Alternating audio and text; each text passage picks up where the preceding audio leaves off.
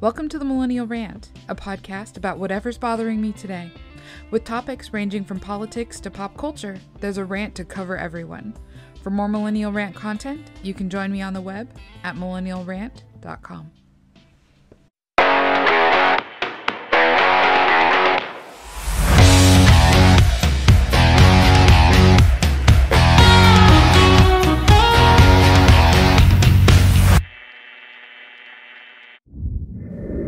If I'm not told I can't talk about this topic, I will be shocked. But I'm going to talk about it anyway, because this is America, and I can talk about whatever I want. Now, what kind of led to this? It's been, a couple years in the making. For one, when this originally happened, I wasn't doing a podcast, so my rants were confined to the car and to my mom. So, kind of revisiting something that happened a long time ago and yet is still continuing to happen for some reason. And that something was when Colin Kaepernick took a knee during the national anthem in an effort to protest the suppression of Black people. And everybody else just kind of fell in line with this. And my question is, why is Colin Kaepernick an authority on the suppression of Black people? Because last I checked, NFL players make a ridiculous amount of money. And if he was really concerned about the plight of the everyday Black American, why didn't he do anything about it besides just take a knee?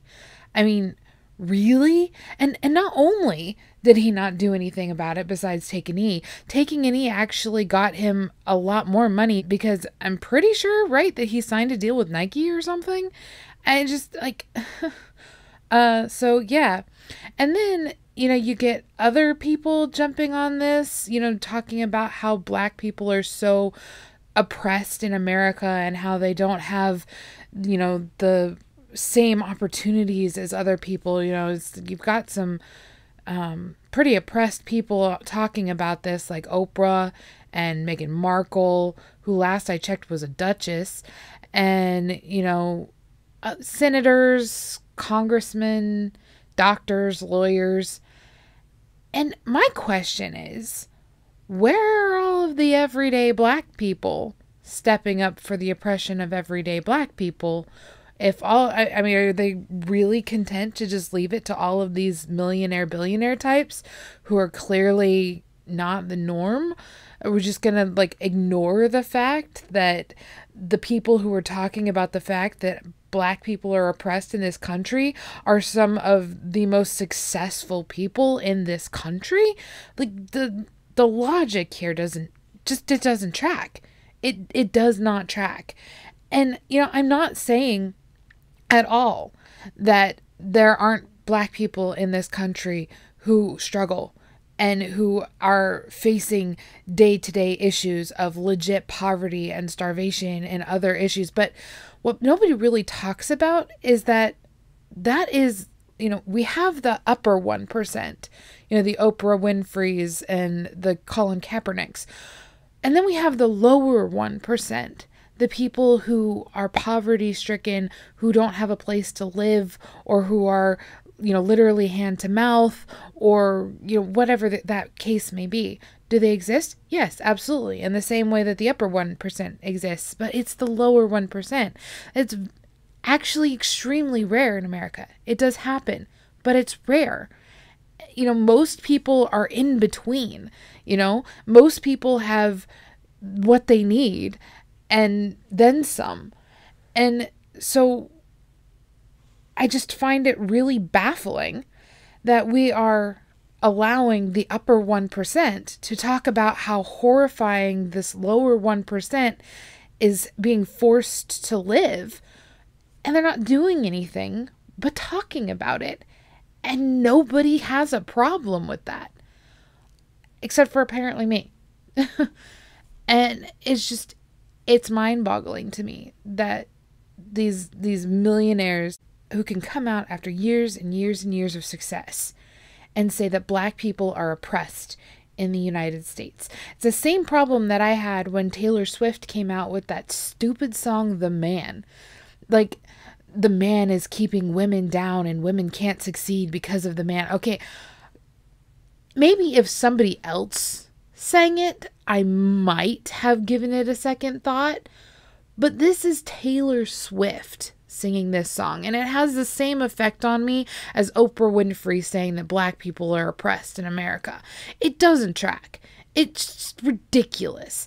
And, call me crazy, but last I checked, people have the right to succeed and fail in America. And the things that are holding people back, it's not the color of your skin. It's not your family history. It's not, whether you were a slave family or a slave owner family, generations ago. That has nothing to do with it. The problems that are really oppressing not just black people, but all people in America are coming from the federal government. Things like welfare, which is designed to keep people poor. The moment you try to get a leg up on welfare, they cut you off. So you either stay on welfare for the rest of your life and pass it on to your children like a legacy, or you struggle without welfare and you feel like a failure because you feel like you can't get anywhere. And true welfare would be there to give you a hand up, to raise you up, to give you the opportunity to succeed, not to push you down and keep you where you are or lower. But nobody wants to address that. Another thing that's a real problem is the way that the foster care system works. Not just foster care, but welfare in general, where you are paid for the number of kids that you have. And so you have these kids who are being born into these families with parents who, may love them, but may not. They may just want the paycheck. And I'm not trying to say anything against anybody, okay? But I worked at a school where I was in the financial aid office, and I had a girl specifically tell me that yes, she was on welfare, and yes, she had dependents, but she was thinking about getting pregnant so that she could have another baby so that she could get more welfare. Children are being born into these situations and they're not being taken care of. They're not being loved. And so they're tossed into foster care, which does little to nothing to help them because the families that would want to take these kids in and love them and help raise them up to do and be better aren't allowed to, because the goal of foster care is to reunify the family, which would make sense and be great if these families weren't dysfunctional. So that's a problem. Another problem is actually sports. The fact that you have all of these, black kids who are raised in inner cities and they, go to school and they do well in basketball or football or baseball or soccer or tennis or whatever, and they think this is it. This is my ticket out.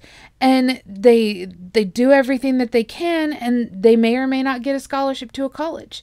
And after college, they may or may not get into the NFL or whatever else. I don't know. There's all sorts of acronyms. I don't care. But there's a very, very, very small number of professional athlete jobs. In fact, there's a relatively small number of college athlete positions too.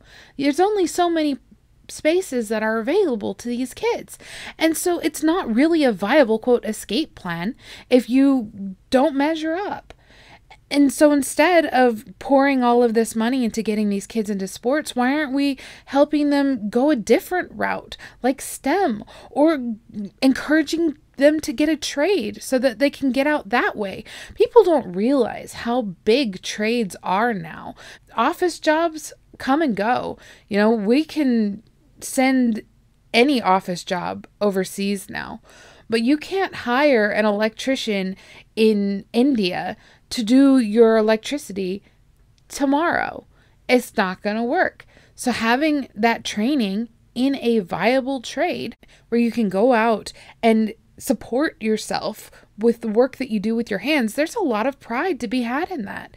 And yeah, maybe in the short run or even the long run, it doesn't make as much money as somebody who's sitting up in, New York City trading stocks. But It's a lot more sustainable. And when the world ends, you're going to definitely want to know how to hold a welding torch more than you're going to want to know which stocks and prices are going up and down. So yeah, I don't understand why we're listening to billionaires and millionaires whine about the fact that people are oppressed in America, when the actual people who are oppressed in America are oppressed by the government and not by the, quote, white man.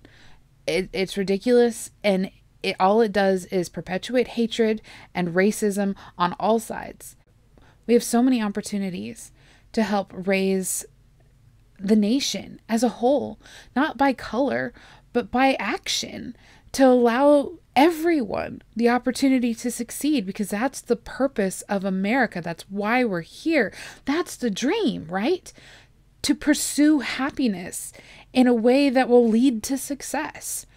So all of these people who have succeeded and are now deciding that they have the right to complain about those who have not succeeded, put your money where your mouth is. If you really want to help these people who are so oppressed, then why don't you use all of your riches that you've gained by succeeding to help them get a true leg up to do and be better? And if you're not willing to do that, then you need to sit down and shut up, because there are plenty of people who are.